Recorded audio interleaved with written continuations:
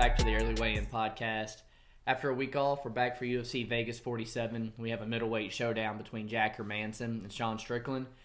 Jack kind of been a staple of the division for a couple of years now. I don't want to go out and call him a journeyman, but he's definitely a step that most guys have to pass on their way to to get to Izzy. Whereas Sean, he's kind of the new sensation of the middleweight division. He's 4-0 since moving up from welterweight, the new guy in town, and he's seen a whole lot of love from the odds makers here.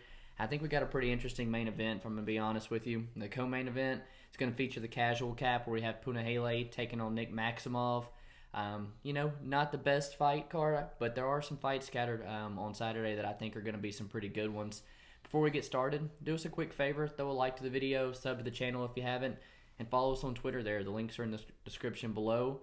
As far as last week goes, it was not the night that we hoped for. I know it started off nice, but Barcelo shit in the bed and somehow Francis win a decision. Not the night we had hoped for. Not the night we hoped for at all. We actually ended up minus 6.19 units. Our first hit of the night, probably what cursed us. Jasmine Jazdavicius was just a bigger girl in there against Kay Hansen and did what we thought she would do. We tweeted it out, and that's always been a killer for us. It just seems like we are doomed for the remainder of the card. Then the Barcelos, we had 3 units on them because we were doing a Barcelos-Topuria parlay. Once Topuria got pulled out, 3 units on Barcelos at minus 435 really did not look good. And Barcelos didn't look good. Barcelos didn't look good. He looked 37. Yeah. Brandon Moreno, Davison Figueiredo, fight doesn't go to decision. We thought that we had a good line on there. We put a unit on it. Not too upset about that. Francis Ngannou, Cyril Gane wins by decision only. Thought that was a lock. We were thinking if we could have put more than 3 units as a prop bet, we would have. At worst, we were getting it back. Right. And I don't know. It's props to Francis. He's Law. Evolving, as a fighter. And, for sure. A lot of people thought Gane was going to have that grappling advantage, and he did not. Yeah, and Dana not showing up after the fight, that's telling. I think Dana had some money on him. Then we had Pereira versus Fialho, doesn't go to decision at minus 170. Pereira was tagging him there. He just isn't looking to get the finish. Yeah. And then our other bet our easiest bet of the night and our only other win was Jack Della Maddalena versus Pete Rodriguez under 1.5 rounds. Started how we thought it would, just an absolute slugfest, and it was a good knockout. It was. I think we already got a couple locked in for this week as well. Don't we? We sure do. We released Tresean Gore early at minus 130. We put 2 units on him, and that line has steadily moved up. Yeah. We feel like we've done our job. Tresean just needs to do his. That's right. Then we got Julian Erosa versus Steven Peterson. Fight doesn't go the distance at minus 110. You're actually the one who spotted that one. I like it. I think both those guys are down to throw down, and Julian Erosa's chin has shown some problems in the past. Man. Julian Erosa's had a finish in his last 8 fights, so the fact that you can even get that price tag on him alone is pretty crazy. But if you watch the interviews out there so far, Steven Peterson said that he's coming to take his head off, and like I said, that's a sleeper fight to be able to get pick'ems that doesn't go the distance. I think it could be pretty sweet on Saturday. Mm-hmm. In our main event, we have Jack the Joker Hermansson taking on Sean Strickland in the 185-pound division. Jack, he's kind of had this reoccurring theme, always kind of falling short against those power punchers and the people who can out-grapple him. He himself is an excellent grappler where if his opponents don't have those holes patched up, he will exploit that. But he does kind of lack that well-rounded game, and he doesn't take damage very well when he is getting hit. Sean, on the other hand, hit the middleweight division with a full head of steam since his return in 2020. That 4-fight win streak was against some pretty good competition, but I do think it's a little undeserving. We've seen in the past that he can get out-wrestled, he can get out-struck. Now, those were at welterweight, but if I'm taking a hard look at his competition he's faced so far at middleweight, it's not really elite level anything, I think you can credit Sean's recent success to his willingness to train with anybody. He's got Ankalaev, Francis, Johnny Walker, etc. Out there in Extreme Couture, which gives him a revolving door of opponents, and I don't think he's afraid to get in the octagon with anybody after stepping in with Francis. I think the longer the fight goes, the odds of Strickland winning will go up, but as we've seen in the past with Hermansson in the Gastelum fight, it takes one error for him to get that submission, get you in a heel hook or anything. But I do think that Sean has that striking pace that he will eventually catch Jack in those later rounds. And his takedown defense, Sean's takedown defense is pretty good. So I'm going to lean Sean. I'm not going to pay that price tag, but I do think it'll be a great main event. And man, I love that you talked about his training because the dude is an absolute nutcase. But, I mean, I respect him, and he's such a student of the game. You know, you talked about he does not give a shit who he's in there training with, Francis and Ankalaev. But he's just constantly, going into other gyms. He's going out to... with Marvin Vettori and training with him at King's MMA and stuff all the time. He's with Sam Alvey right now doing some work. So the guy is just constantly a revolving door at gyms. And he's always said that if he can replicate what he does in sparring, that he can be a world champion on any night. And I really do. I can see it, man. I like he's 100% serious all the time. Someone who goes and he doesn't spar 100%, but he spars hard. And, man, if your body can stay healthy, it's only going to help you on fight night. You look how good Max Holloway looked against Calvin Kattar when he said basically all he did was just light spar over camp and nothing hard spar. And it's just, you find your angles and stuff when you're just constantly sparring, and it's going to pay off come fight night. He has that jab that he loves to stay behind. He's extremely accurate with it. And then, once guys try to time it, he's got a really nice step back, little check left hook. And I think it's pretty safe to say that he's clearly the better striker of the two here. Where Jack could have the success, though, it is in the wrestling. You talked about him, his takedown defense looking pretty good against Kamaru Usman, against Court McGee, but we really haven't seen it tested against a very strong middleweight. And here, Jack Hermansson was just in wrestling with Hamzat, a few weeks ago. Getting dominated by right, Hamzat. So, wrestling has been, I guess, part of the game plan. He's been working on it recently, and you would 100% expect it to be in the game plan here against Sean Strickland, who stands so tall already, that the legs and stuff are going to be open for Jack. And, Sean is a minus 200, and he needs to keep this fight on the feet. So, yeah, I think I'm going to lay off the money line as well, but I do expect him to just pressure Jack and put him on his back foot, much like Marvin Vettori did. He could get the finish late in the rounds, I see it, but I'm leaning more towards Sean Strickland decision, which is sitting all the way at a plus 175. I know it's 5 rounds. It is a little bit risky, but Jack, like you said, has fallen short to power punchers. Sean just really hasn't shown me that other than the finish over Brendan Allen. He doesn't have all that amount of power to him, and I see it going kind of like the Uriah Hall fight where it's just... You got Uriah Hall on the back foot, doubling up in volume, and Sean Strickland probably takes this one on the scorecards. In the co-main event of the evening, we got the casual cap on the line here. We got Punahele Soriano, 8-1, taking on Nicholas Maximov, who's 7-0. I think it's still a whole lot of potential for Punahele Soriano. For a guy who under 10 fights, I do still think he's one of the better prospects in the UFC. He trains out of a very good gym in Extreme Couture. But a little bit of a limited skill set. He's got some underrated wrestling, but you don't really see him going to it except in the Jamie Pickett fight where he's constantly getting a little bit tired from swinging the big overhand rights and them kind of, whiffing and wasting a whole lot of his energy. I think if he can dial that back, he's going to find a whole lot more success in the UFC. He's 100%, I think, going to be the better striker here compared to Nick. You don't see much on the feet from Nick. And Punahele, his shots... They're heavy, so this seats the scorecards and it's on the feet. I think Punahele is probably gonna weigh over the judge's decision here, but Nick doesn't allow the fight to really take place on the feet very long whatsoever. He is fighting out of the Nick Diaz Academy, so it's always something you do want to mention. And he's a collegiate wrestler, submission underground events, really dedicated to proving himself on the mat.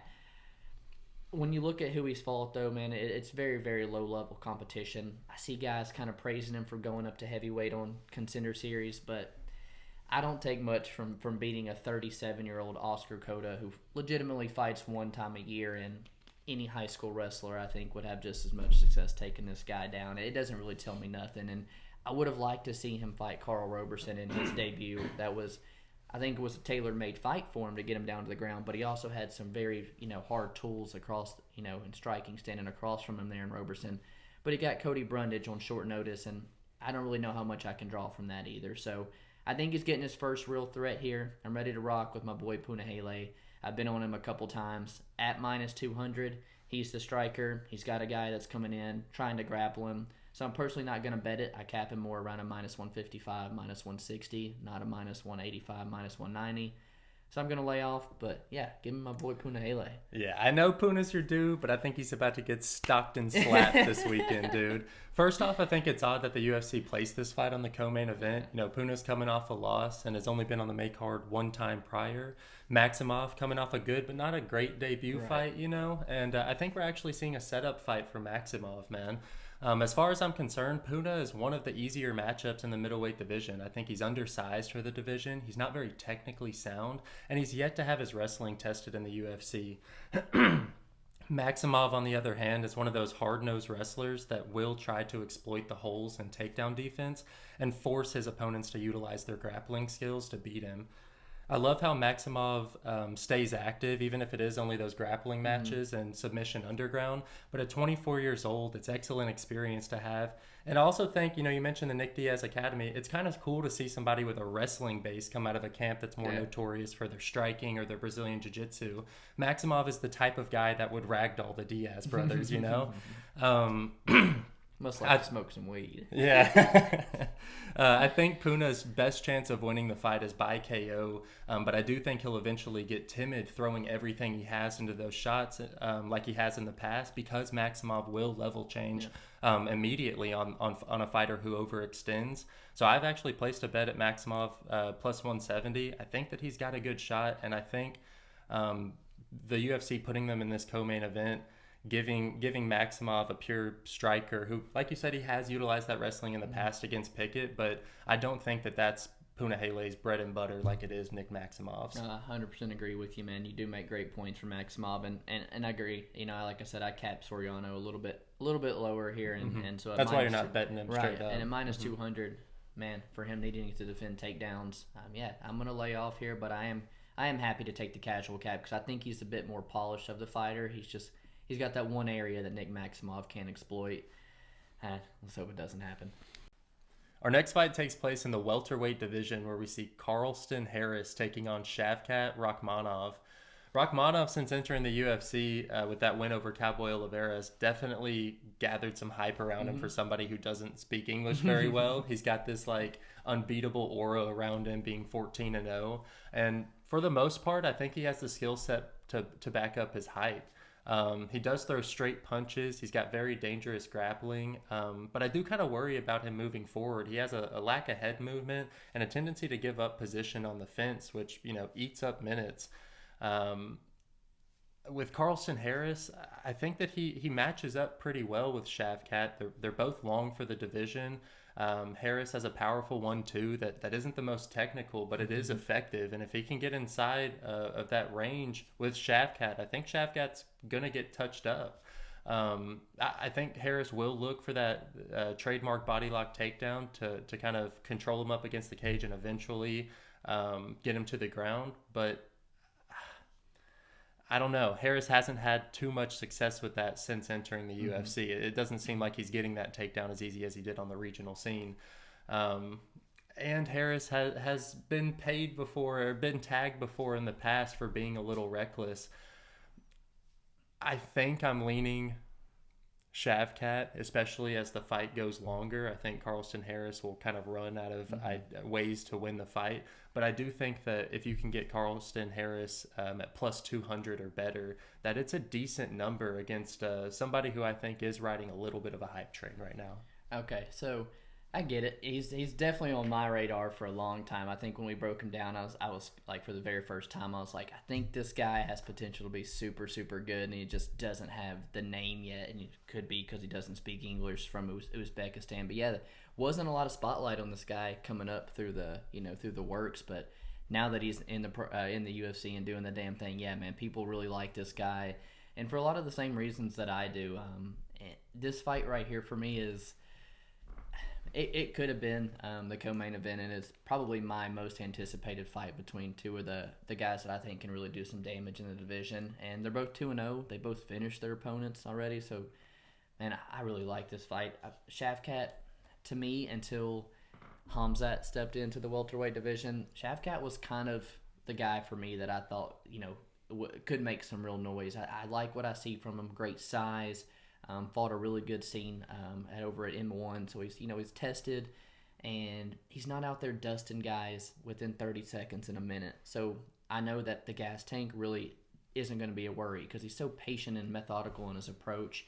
I don't really see him having that, newcomer stupid cardio dump, and I think Shavkat's not going to have that. So I really like what I see. I think he's the better striker. I think he's a better pure wrestler of the two.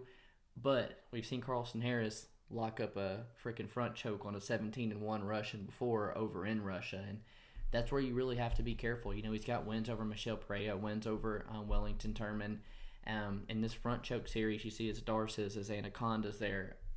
If Shavkat takes the fight to the mat where he has submitted both his last two people, Carlston Harris is long and lanky and has potential to lock something up himself. Man, the more I look at it, Carlston Harris, he did exactly what he should have done to Christian Aguilar, but he kind of got touched up a little bit. And then with Impa, the more I watched Impa, the more just raw and green Impa really was. And I don't even know if I think he's not even in the UFC anymore. I don't think Aguilar is either. And whereas Shavkat, I get it, Cowboy Oliveira definitely over the hill, and Prazeres is like 40 and 5'6", but Prazeres had never been finished before, and he took the black bet down and submitted him. So to me, my gut tells me Shavkat is the real prospect of the two. I think he's just cleaner everywhere, but Carlston Harris is sneaky, man. And I gotta point out, man, Shavkat in that Alex Oliveira fight was losing that first round until he got the guillotine, and he was getting controlled up against the fence. I think that Carlston Harris has proven to us in the past with wins over Michel Pereira and Wellington Turman, who's in the UFC and a weight class above him, that he can hang with these solid high level grapplers. He is 34. He is 34. Does have the experience advantage, and I don't know. I think that he could pull something out. I guess what I go back to is just getting him over plus 200 is a good line. Although it is hard to make a case that Harris is going to beat him in this exact way. We've both seen him have tall man defense in the past. Both of them. I think Carlston Harris does show the knockout loss, but Shavkat has been put down and almost finished before with the same very bad tendencies on the feet. I like this fight, man, a whole lot. Yeah. I see a lot of people playing the over 1.5, which is kind of sketchy in my opinion here, between two very good prospects who have been finishing a ton of their fights lately.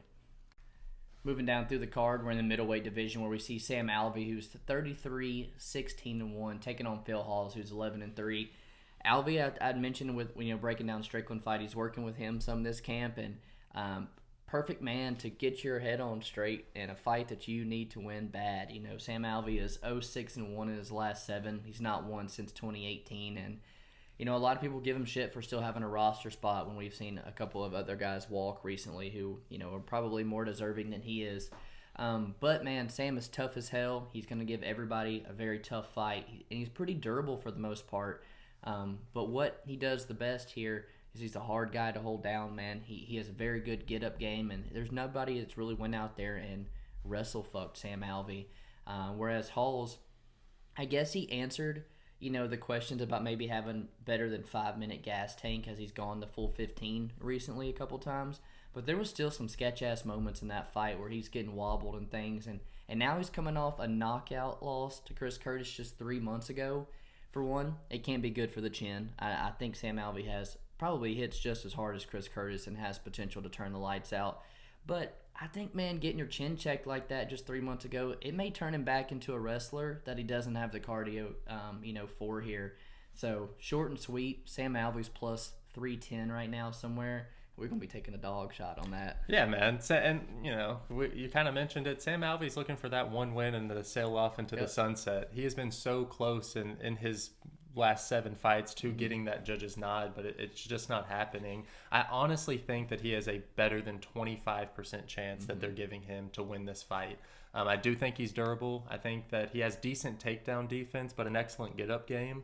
And those sneaky shots inside the pocket are exactly what Phil Hawes gets tagged with every single fight. Phil Hawes, outside of his debut against Malkoun, has been nothing but red flags and disappointment for me.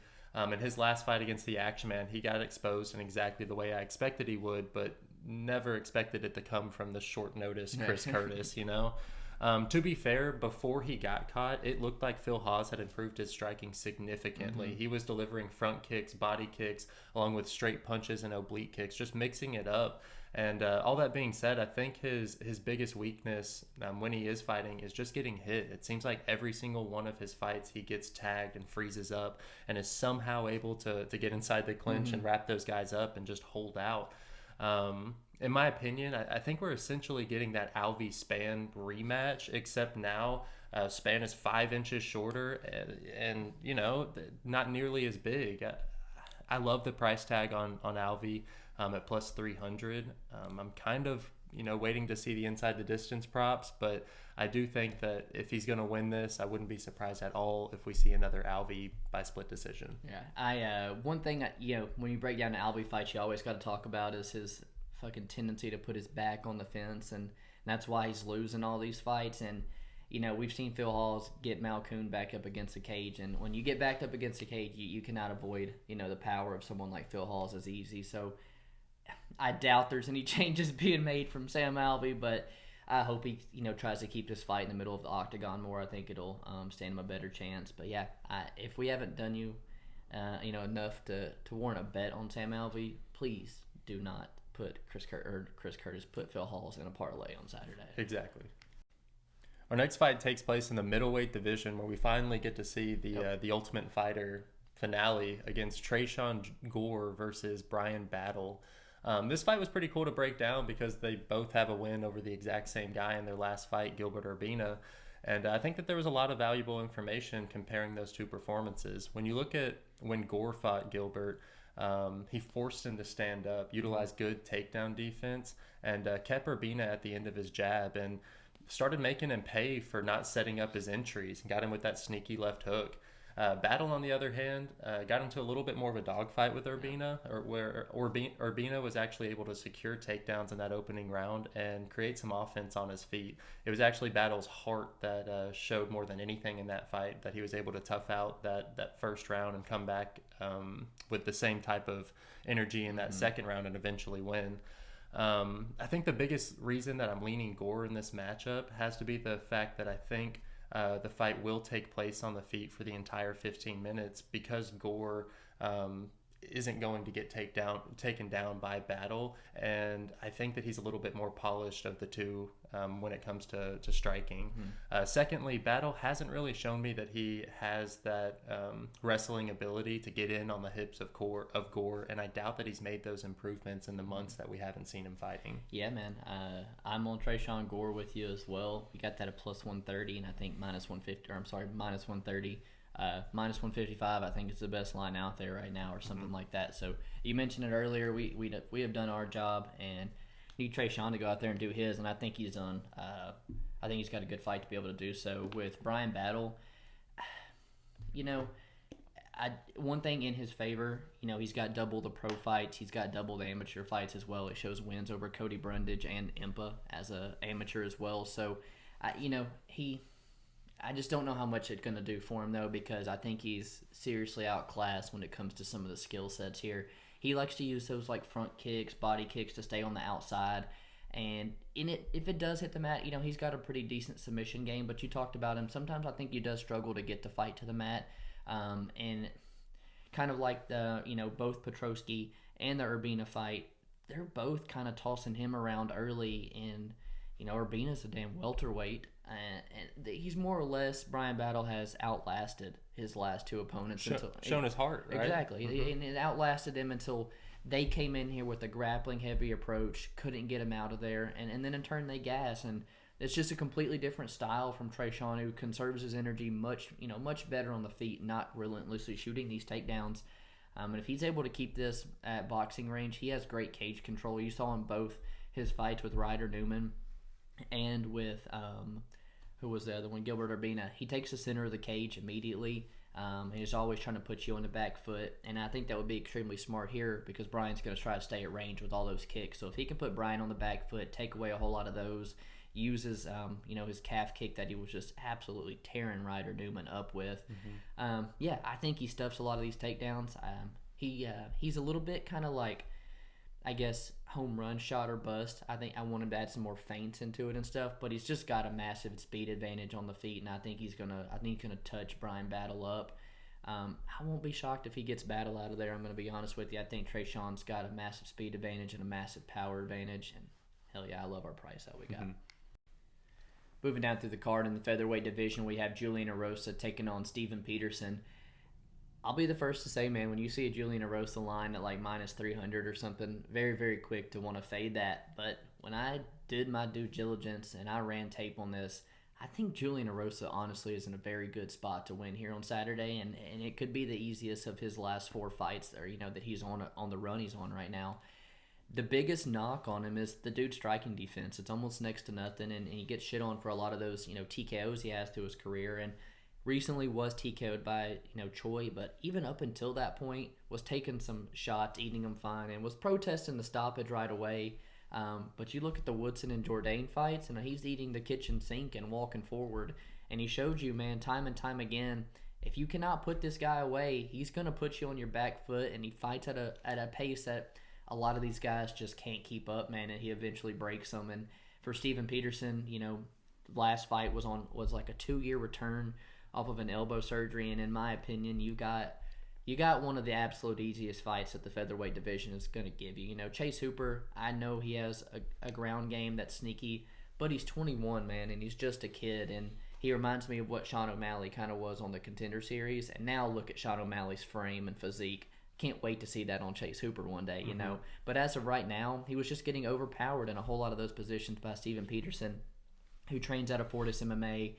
And he's kind of been on a skid of some decisions lately, but he's been with some, fighting these point fighters, like Luis Pena and stuff like that. And he's a stand and bang type of guy. He's talking about wanting to take Erosa's head off, and that's where I love this line sitting at minus 110, and it doesn't go the full 3 rounds. So my pick's going to be Erosa, but I love this fight doesn't go the distance, man. Yeah, so this is one of those fights that I'm happy we're deciding to take the under rather than trying to pick the side. I would agree with you that the upside is leaning towards Erosa. Peterson can be a little bit of a wrestle fucker. If he does feel like he's outmatched on the feet, he will revert back to his grappling. But I do think that there's potential for a finish for both sides. And at minus 110, I'm glad that that's how we're thinking about it. Erosa, very wild with his strikes, which has given him a highlight reel of finishes over the course of his career. But with those durability issues that he's shown, it's hard to justify him ever being a minus 300 in a bar fight, much less a UFC fight. My hope is that this fight goes similarly to the Peterson-Bravo fight, where Peterson completely forgets how to grapple and just stands and bangs. Peterson has come out there, and I think that we'll know in the first round whether or not we're going to win this fight. If Peterson sets that pace that he did with Bravo, then I know for a fact that we will not be seeing the judges. I think Erosa will be able to catch him, as he is probably the cleaner striker. But I don't know. This could be a sleeper fight for fight of the night. Did you say that? But it could, though, right? Absolutely. Yeah. So I don't know. I'm happy to watch this fight, but I'm more than happy to just bet on violence than pick a side. Yeah, I think we got the right play on this side.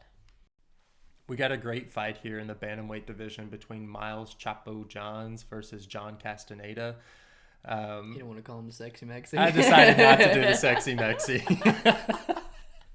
Great fight here. Miles Johns, kind of one of those dudes that the podcast likes to back, and he's it's paid off for us. He's had excellent wrestling even before he came into the UFC, being a Kansas State high school champion.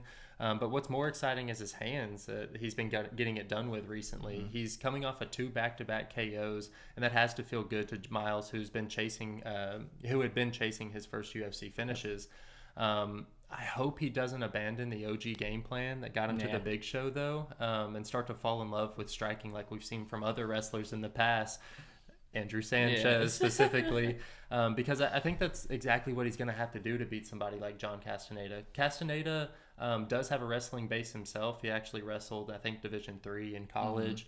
But I do think that Johns definitely has the edge when it comes to MMA wrestling from what I've seen.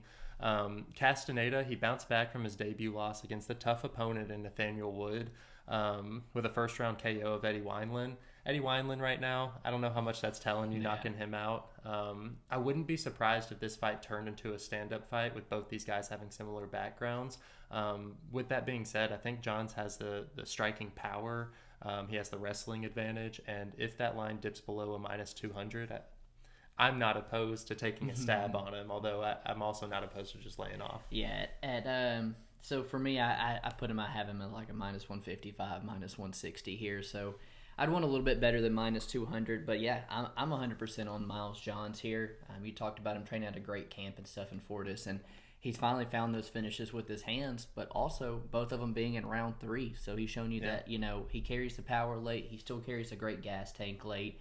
While on the feet, I think that's where the fight is probably the closest.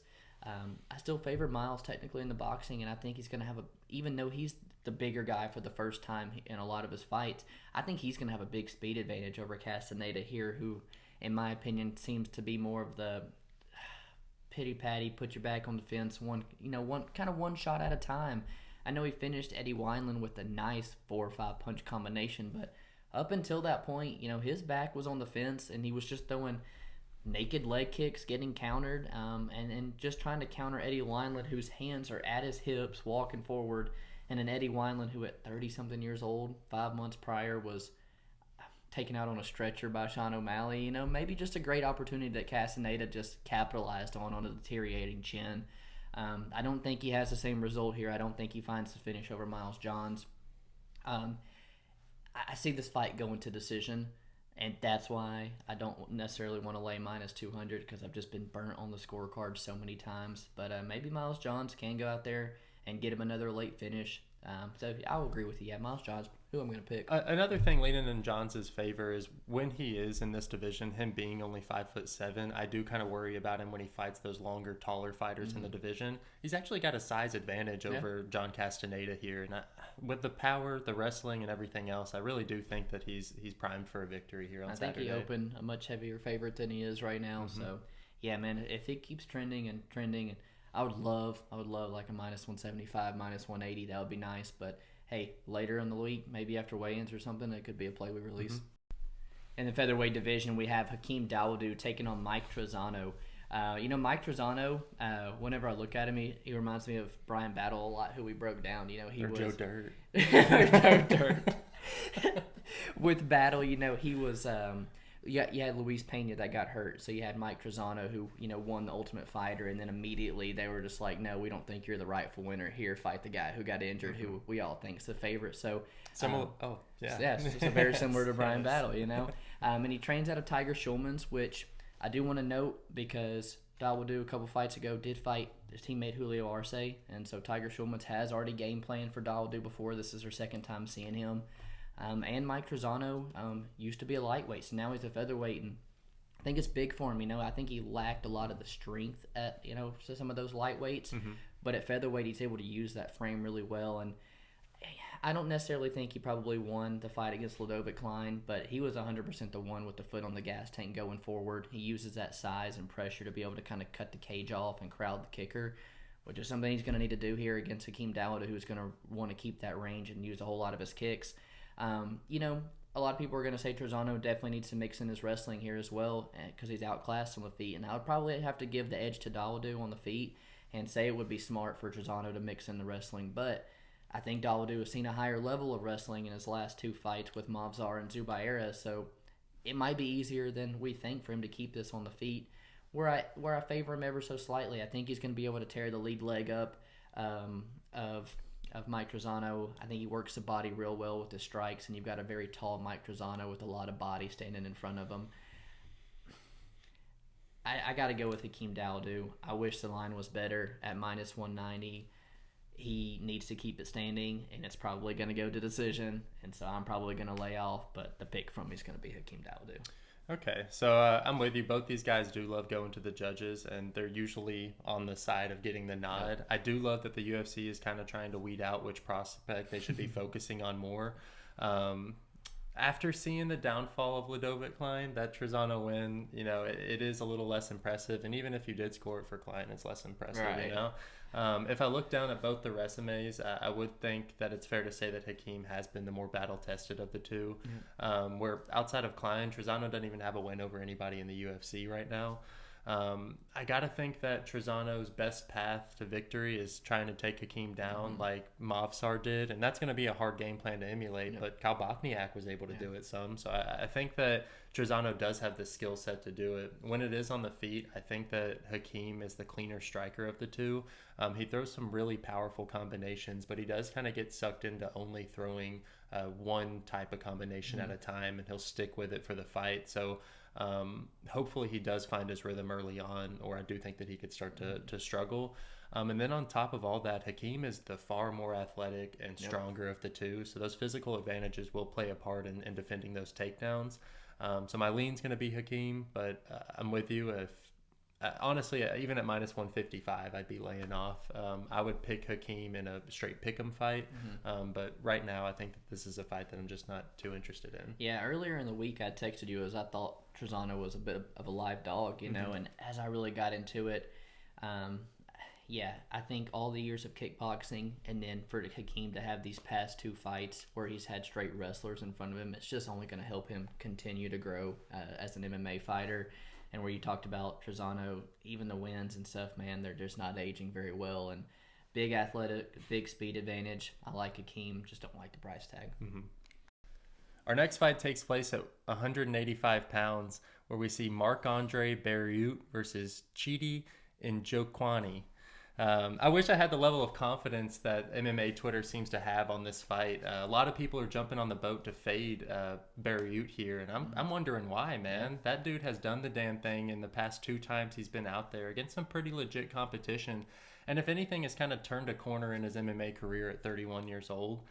He's been able to put together a game plan that has the ability to take him pretty far in a division as wide open as the middleweight division is. Not to mention a small shout out to his gas tank, which seems to have improved, you know. He got that huge finish over Abu Azaitar in the final seconds of round 3 that won us a really big bet. You know, and if we're just using the eye test, I'm picking Chidi here 10 out of 10 times, man. He is the black Luke Rockhold that it looks like you created him in some African laboratory. I mean, he's been fighting for 15 years with some credible names on his resume, but he's definitely getting a late start in the UFC, making his debut at 33 years old. The UFC putting him to the test right off the bat, giving him a straight wrestler in his debut. Chidi, for the entirety of his career, has kind of been known as a striker, delivering nasty KOs with a frame that can pose some serious threats. But you know, MAB will. I think that he's going to be able to pull some veteran moves here, get him up against the cage, and I think I'm going to side with him to edge out a decision. It'll likely be like disappointing to the casual viewer with how MAB gets this done, but I think it's understandable with anybody who knows the danger that Chidi is on the feet. Yeah, man, styles make fights, and I'm right there with you. I think Marc-Andre is lined up with his style perfectly in this fight to be able to win. This fight, and you talked about it a little bit, and the next fight with Jason Witt and Philip Rowe, man, Twitter all over these lines. Weird. You know, probably the 2 biggest popular fights to bet on this week, with Marc-Andre opening at like minus 155, and now you can get him at, you know, at Pick'em at a lot of places. He's at Sanford MMA, which I think has been a big resurgence for his career. Great coaching and so many good bodies, grappling bodies there for you at that, you know. You talked about the volume and cardio just looking incredible, and I'm not going to be jumping ship here to the newcomer, you know, like a lot of people are.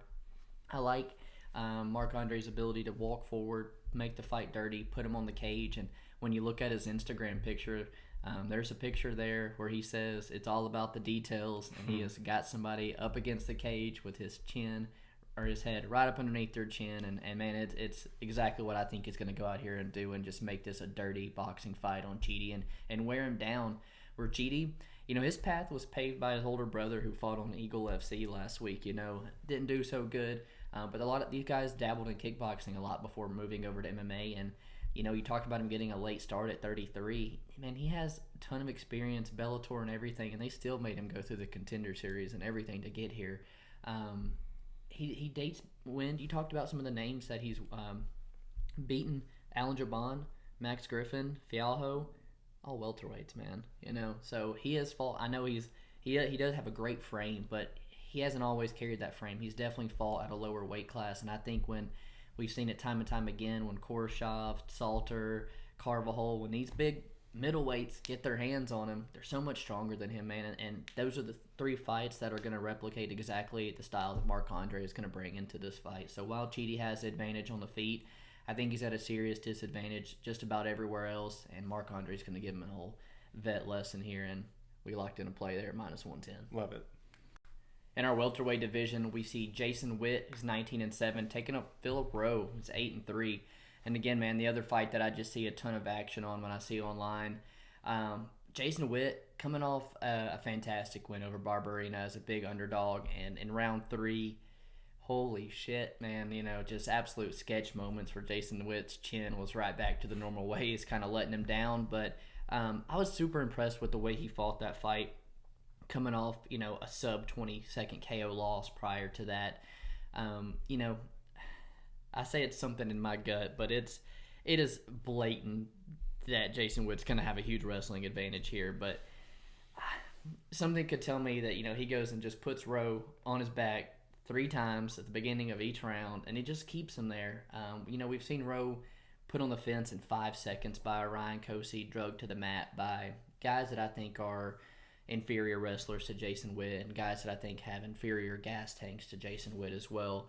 But, man, to Philip Rowe's defense, anytime that fight was on the feet, it was 100% in his favor by a mile. He was tearing him up. He's so long. He digs to the body, great knees. And, man, Jason Witt's chin is just historically not held up.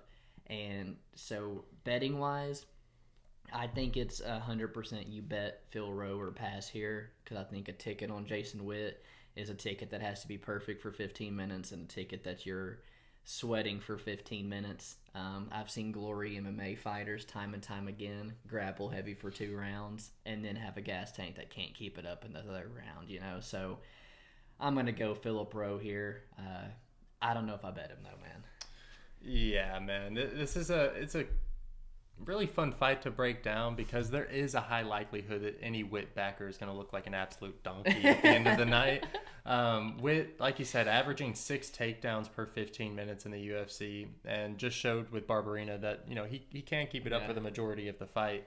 In that same breath, we got to mention that the slightest of shots can KO this dude stiff, man. All 7 of his losses by 7? KO. All 7 of them by KO. Okay, comma worthy.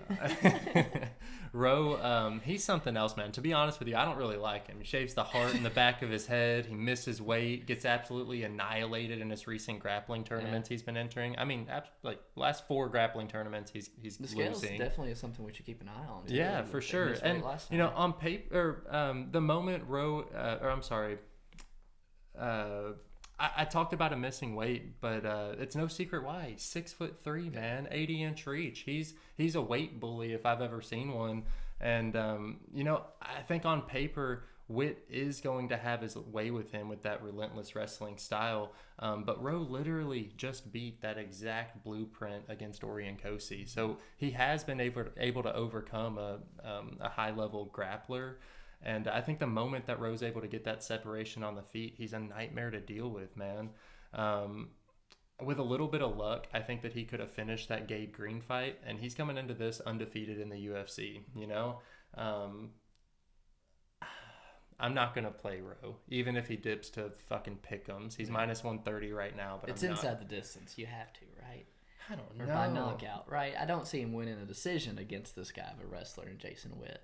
Yeah, maybe not. Here's my only argument to that is the judges have not been rewarding grapplers recently, and if he is able to create that separation and get a couple of shots to make Witt wobbly, he could win out some rounds, I don't know, man. This is just a fight that I think I'm more than happy to sit back, eat some popcorn on, than like MMA Twitter is betting all their money on I'm it. with you. I mentioned, we backed Wonder Boy a couple times at a favorite price when his guy, when his opponent was coming in to grapple, and looked foolish doing it. We backed Magny whenever Michael Chiesa came in and grappled his ass off too. We've looked foolish backing the striker at juice, and then him coming in there and getting his ass just crotch sniffed the whole time. So, yeah, I think we're going to end up passing on this one. Our next fight takes place in the women's bantamweight division, where we see Alexis Alligator Davis taking on Julija Stoliarenko. Alexis Davis 1-4 in her last 5, and she's coming into this fight a 2-1 favorite against Stoliarenko, who still remains winless in the UFC. This is pretty fucking low level, man. And I'll be honest with you, I didn't look too closely at it. But judging from what I've seen in the past, this is easily the best matchup for Alexis Davis since she fought Cindy Dandois in 2016. On that same token, this is also the easiest matchup for Stoliarenko since entering the UFC. I mean, taking on Yana Kunitskaya and Julia Avila in your first 2 UFC fights, it's hard to look good in those. I'm not sure how this one is going to get done. I imagine by decision. D-Gen, I'm tempted to take a stab on Stoliarenko if her line gets above 200, just because we're talking about low-level girls that are going to decision. If I get 2-1 odds, and one has 8 arm bars on the record. yeah. The other one, Stoliarenko used to headbutt bitches. So I mean, I actually think that I would never put it track it or anything, but I'll probably put some lunch money on Stoliarenko. So a little bit different opinion on it. And again, I don't know if I'd ever touch Alexis Davis at minus 220, but this is her fight to lose, man. I think it 100% favors her in just about every way. You talk about her being 1-4 in her last 5, but she's just fought the cream of the crop down at flyweight. I think it was Chuk and Maya and then Arujo and just 2 title challengers and a very big time prospect until she ran into Chukagian, and then in her last 2 at bantamweight, she gave Sabina Mazo just what the definition of a vet lesson is. She needed 3 takedowns. She got one every round, and Sabina Mazo could not get off, and that's a very young, good striker. And then she went toe-to-toe with Paney last time out and didn't even need the takedowns to outstrike Paney by over 20 strikes, man, and potentially, should have walked away with the victory in there as well. For Stoliarenko, she's honestly more known for stepping off the scale and hitting the deck than she is for anything else, It shows that 135, even a cut to bantamweight, can be an issue for her. She's got the Muay Thai background with the left way stuff. You talk about her headbutting girls and stuff like that. So, I want to say I favor her ever so slightly on the feet, but what I saw with Alexis Davis fighting Pandy Kayensad last time, I think Alexis Davis is right there with her on the feet. But I don't think Julia will be able to stop the grappling and the wrestling pressure that Alexis Davis has. On Ultimate Fighter, Leah Ledson grinded out a decision by putting her on the cage and putting her on the mat. For 13 of the 15 minutes, Yana Kunitskaya pinned her up against the fence and she couldn't get off. And then, Julia Avila takes her down, submits her. I think the blueprint's already been laid out for Alexis Davis, who is already a primary wrestler, an accomplished jiu-jitsu black belt. But when you wrestle somebody like Julia, who has 8 arm bars or something like that on her record, I've seen it happen numerous times. I'm wearing this hat. Let me just talk you off of Alexis Davis a little bit more, man. Davis is coming in here at 37 years old and 1-4 in her last 5, where Stoliarenko is still 28. She's got room for improvements coming in here into the UFC. So I don't know, man. Low level girls girls that. The reason I'm not putting this hat on is because I'm wearing it from a fucking women's armbar from guard after a girl got almost slept twice last week. Little monster. So, my pick, I think Alexis Davis. I think she takes it 30-27 on the scorecards. I think it's going to end up being a pretty easy fight for her. Moving down through the card, we stop in the light heavyweight division where we see Danilo Marques, who's 11-3, taking on the newcomer Jailton Almeida, who's 14-2. For a while, Marques was kind of like a running joke when he got signed to the UFC. He was the friends of Shogun Hua, already 34-something years old and hadn't fought in 2 years.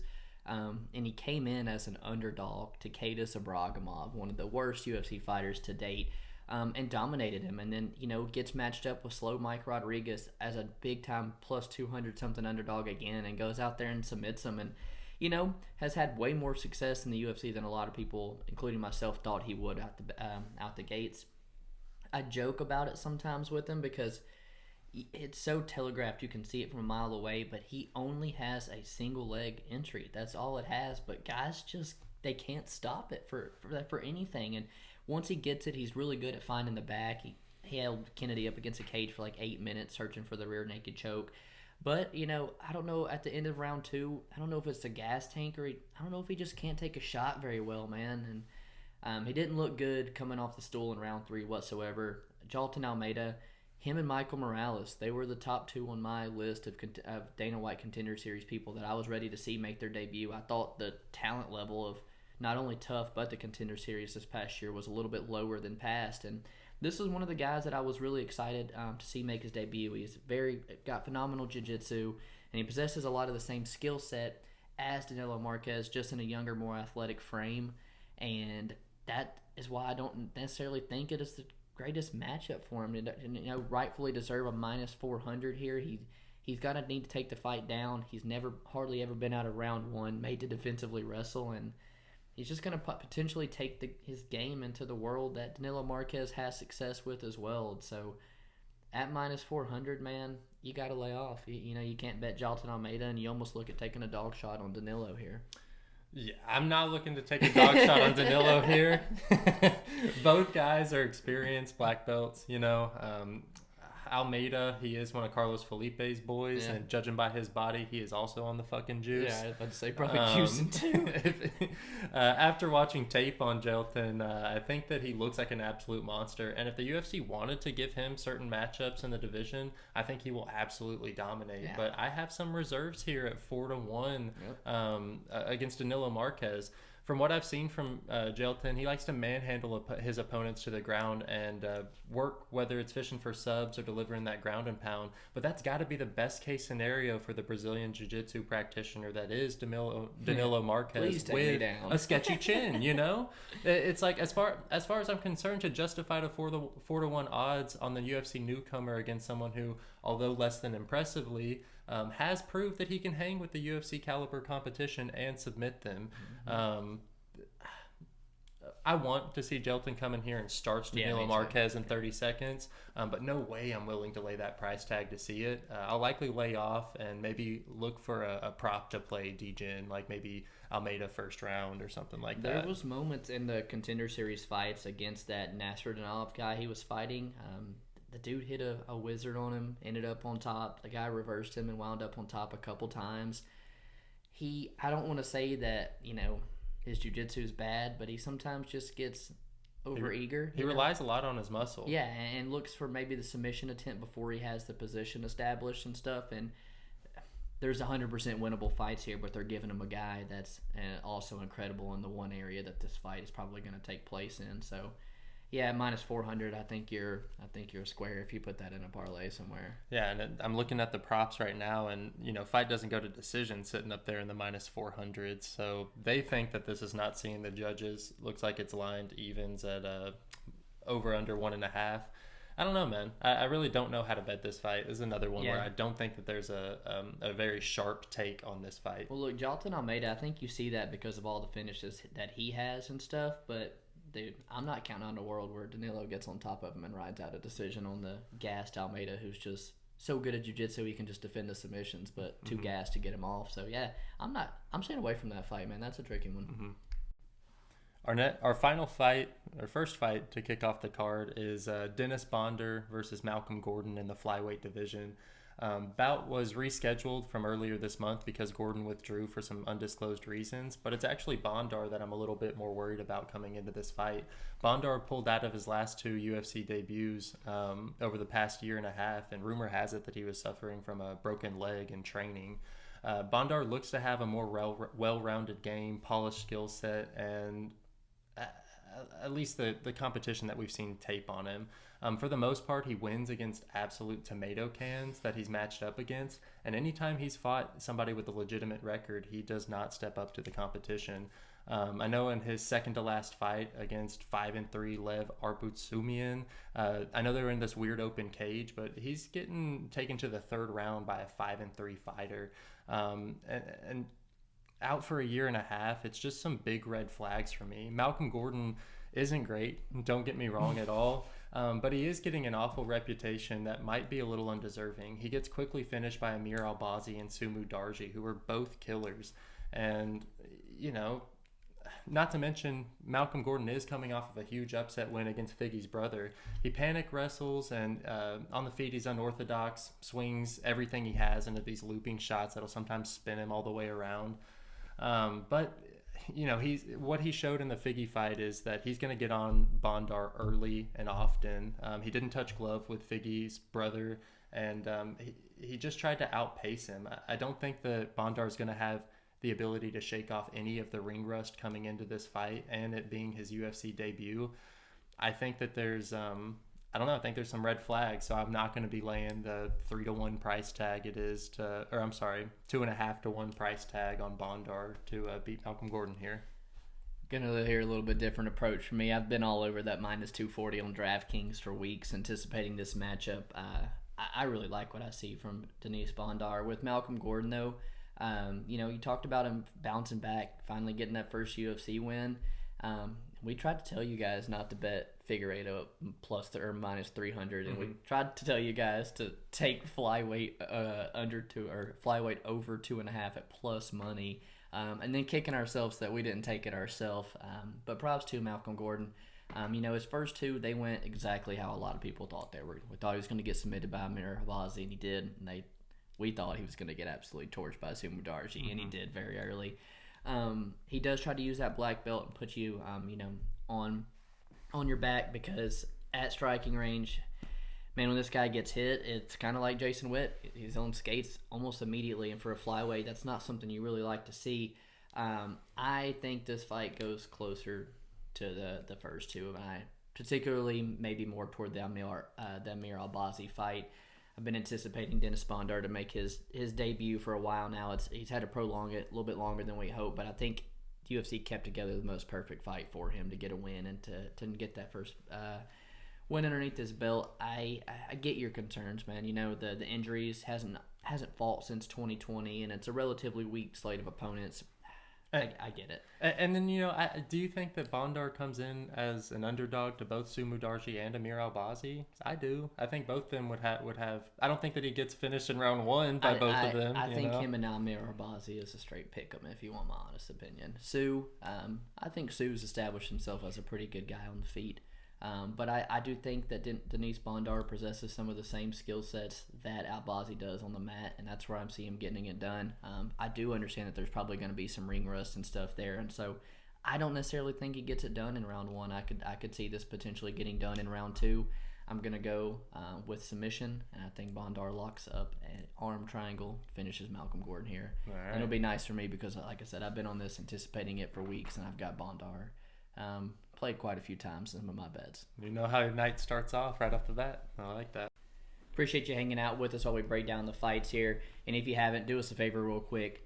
Throw a like to the video, sub to the channel, and Twitter accounts are in the description there if you want to give us a follow there. As always, we're going to do a slight little recap.